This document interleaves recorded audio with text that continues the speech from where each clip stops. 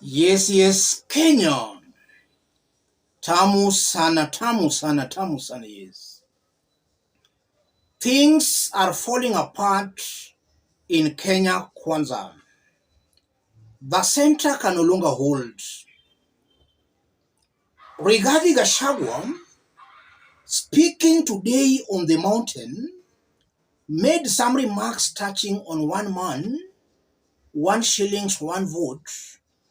Remarks that are clearly going to put him on a collision path with William Ruto.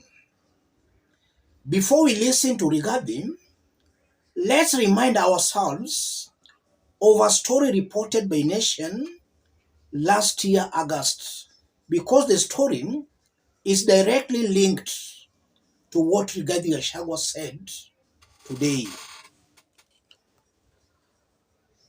How Ruto coaxed Mount Kenya leaders into dropping 1 man, 1 shilling, 1 vote campaign. That was Tuesday, August 15, 2023. So we are being told that Ruto and Rigathi coaxed Mount Kenya leaders not to talk about 1 man, 1 shilling, 1 vote. The story continues.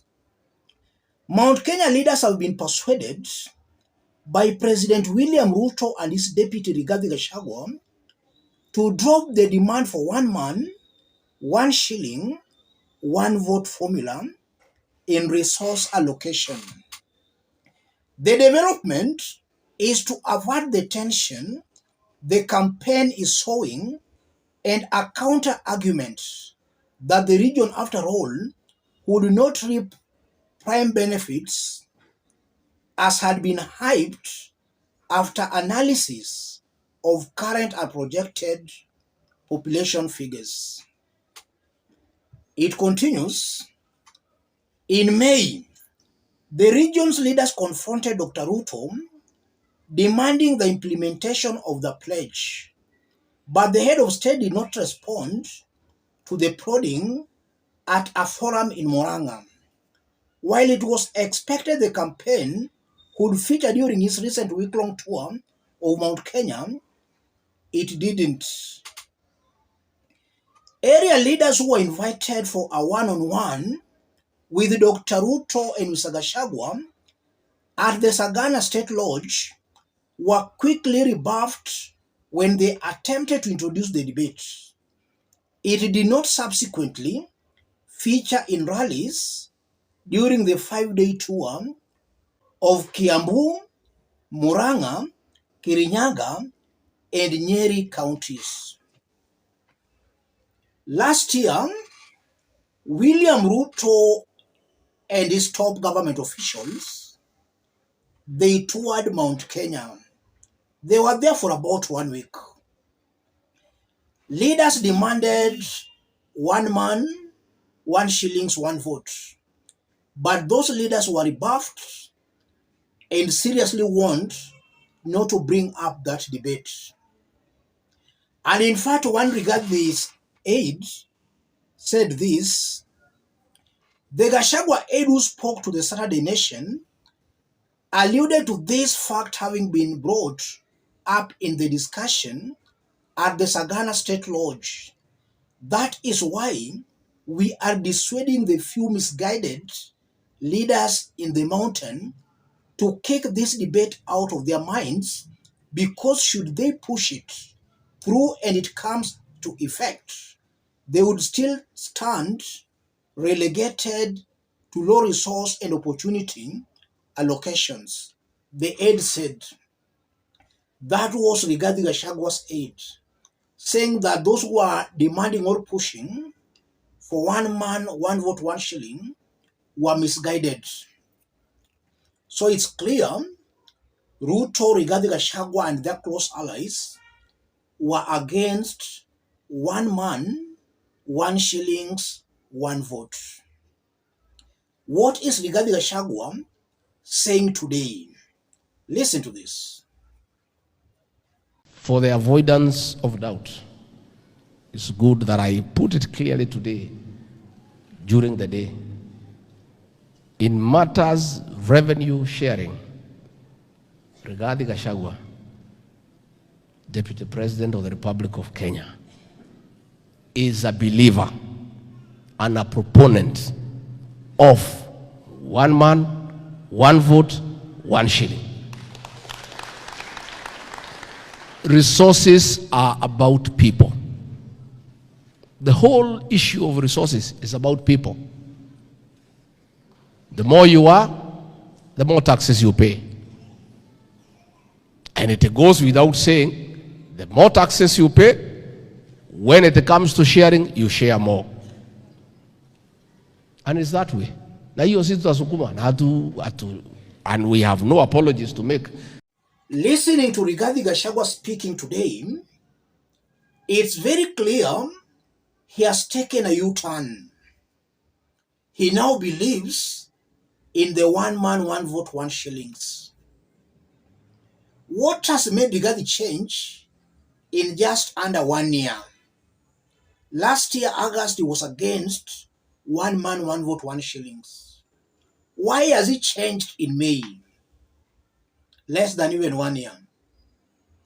Rigathi has changed because he has realized William Ruto might be belittling him in his government.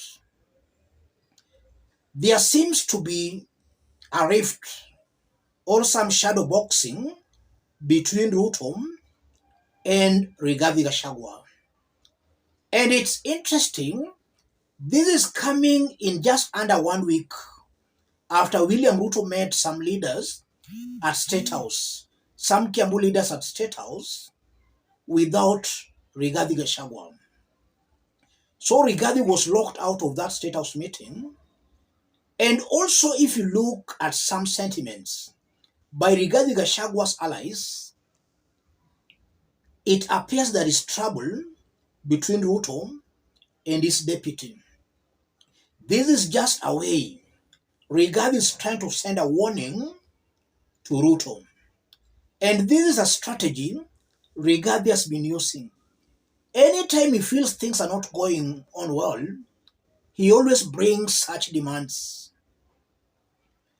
Recently, there was a plan to create 3 positions of deputy party leaders in UDA. Rigathi, through his allies, the likes of Embakasi North Member of Parliament, Gachagua, they started threatening Ruto of some dire consequences. Eventually, Rigathi Gachagua had his way. That plan to create 3 deputy party leaders in UDA was dropped. Rigathi wants to achieve something through this demand. There is something he feels Ruto is trying to shortchange him. So he's just bringing this demand, after which William Ruto will call him onto the table for some form of agreements. This shows clearly Rigathi is trying to use this for his own personal gains, not that he loves the people. Anytime he feels his personal interests are threatened, he always brings such demands that appear to be people friendly. But the truth of the matter, he's bringing the ideas and the demands because he feels his personal interests are at stake. That's what is going on here, ladies and gentlemen. We still remember that Uhuru Kenyatta wanted to bring one man, one vote, one shillings through BBI. The same Rigathi Gachagua and his allies, they rejected that. Right now he's talking about one man, one vote, one shillings. I'm seeing a hypocritical Rigathi Gachagua. A Rigathi is not honest, but is taking advantage of situations for his own political gains. And also, if you look at the one man, one vote, one shillings, I believe it's a very discriminative kind of a revenue sharing formula, in that it's only giving emphasis on the population. The mountain believes that they have a very big population within a small area. So they want resources to be allocated primarily and mostly based on the population. If you look at the current formula, under the current revenue sharing formula, population covers 45%, basic equal share 25%, poverty 20%, land area 8%, and fiscal responsibility 2%. That's the current revenue sharing formula. And even with this current revenue sharing formula, you are still seeing the emphasis is on population. But the mountain still wants the revenue based on population to be increased.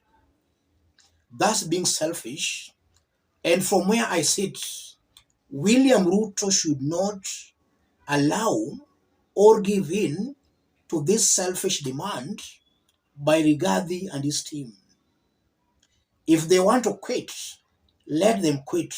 William Ruto should stand as a symbol of national unity. He's a president for everybody, not only for a specific region. That's exactly what I can say on this. Let me stop it there. If you are watching us but you have not yet subscribed, subscribe, give the video a like. Let's meet in our next analysis. Thank you.